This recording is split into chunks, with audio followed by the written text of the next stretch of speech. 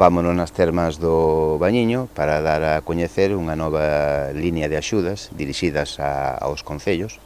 por a Consellería de Economía e Industria de 750.000 euros para o bienio 2025-2026. Son axudas destinadas para aqueles que teñan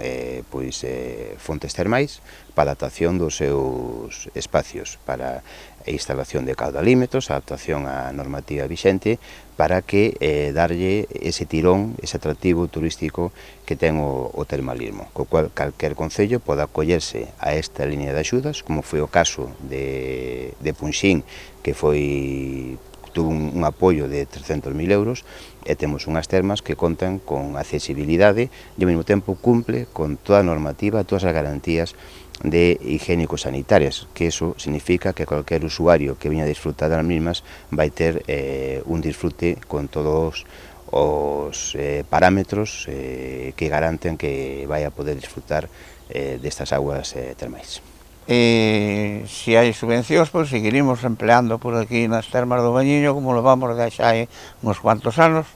que gracias á industria, a Xunta, a Diputación e todos nos foron dando unhas axudas pois para chegar a estes puntos das obras que temos realizadas. Agora, se veñan máis axudas, pois intentaremos facer un proxecto pois para algún motivo do suelo daqui do firme, que témolo bastante un poquinho tal, poñer unha tarima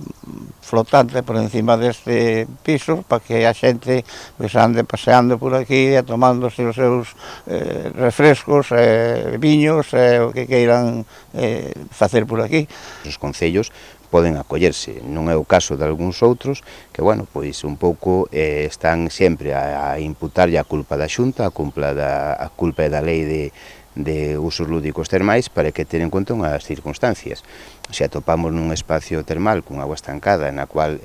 non hai un control de aforo e non hai unha renovación da mesma, pois non se garante que ao final da xornada poida ter as condicións idóneas. Non é o caso deste espacio do Bañiño, que ten cumpridas as garantías, e ao mesmo así se lle informa a outros concellos. Pois temos, por exemplo, aquí o Concello de Ourense, se tuvo unha reunión na delegación cos